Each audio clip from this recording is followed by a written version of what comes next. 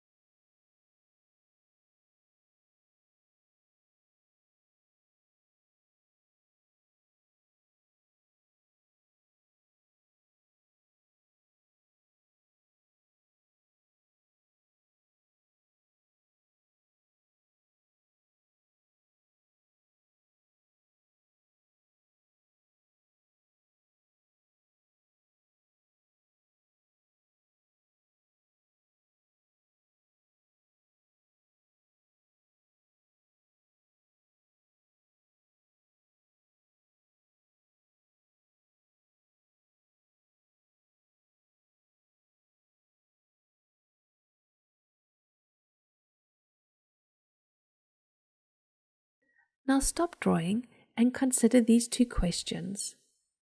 What did you notice about yourself while you were drawing? What did you notice about the artwork? If you are in a group setting, let's pause the video to discuss these questions together. If you're working independently, write down your thoughts and reflections. What did you notice about yourself while you were drawing? And what did you notice about the artwork?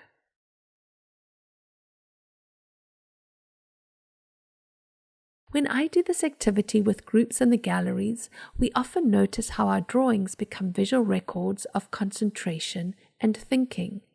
The act of drawing helps us to focus our attention, slow down, and notice details that otherwise may be overlooked. In this work, a young woman of African descent may be falling asleep or possibly waking up over books and papers that she has been reading. As an artist myself, what stands out to me is the way Charles White uses charcoal to carefully depict the texture of this young woman's hair, skin, hands, clothes, and the papers she is reading through scratching, blending, and erasing charcoal on board. I also notice the ambiguous setting of her study space. Where is she? And I'm curious about the content within the books or papers. What is she reading? These three elements prompt me to really consider what Charles White deeply cared about. What do you think the artist cared about?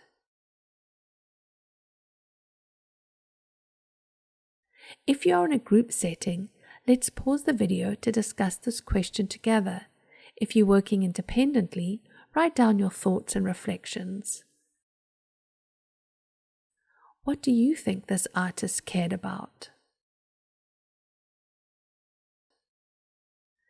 As we can see, Charles White was extremely skillful at drawing, an artist who carefully observed his subjects. The artist attended a predominantly white high school where his teachers actively excluded black contributions to American society from their curriculum. As a child, White educated himself on the experiences of black Americans through frequent visits to the Chicago Public Library. He would often say, "If you ask me what I draw, I say I draw my people." White was committed to creating positive images of black people in all their beauty and dignity, at a time in which few celebratory images were widely disseminated. Knowing this context helps us see the work of art as a testament to White's reverence for learning. As you move about your days and weeks ahead, be aware of how you notice your world. And if you feel the inclination, why don't you do a few continuous line drawings yourself? It's a great tool for you to slow down, be present, and de-stress. A continuous line drawing also gives you the opportunity to practice your own powers of observation. To learn more about Charles White, visit the website on the screen. There you can experience a 360-degree virtual tour of the Blanton exhibit, Charles White, Celebrating the Gordon Gift. And lastly, thank you for watching this video and closely observing a work on paper from our HEB study room. We look forward to welcoming you to our gallery soon.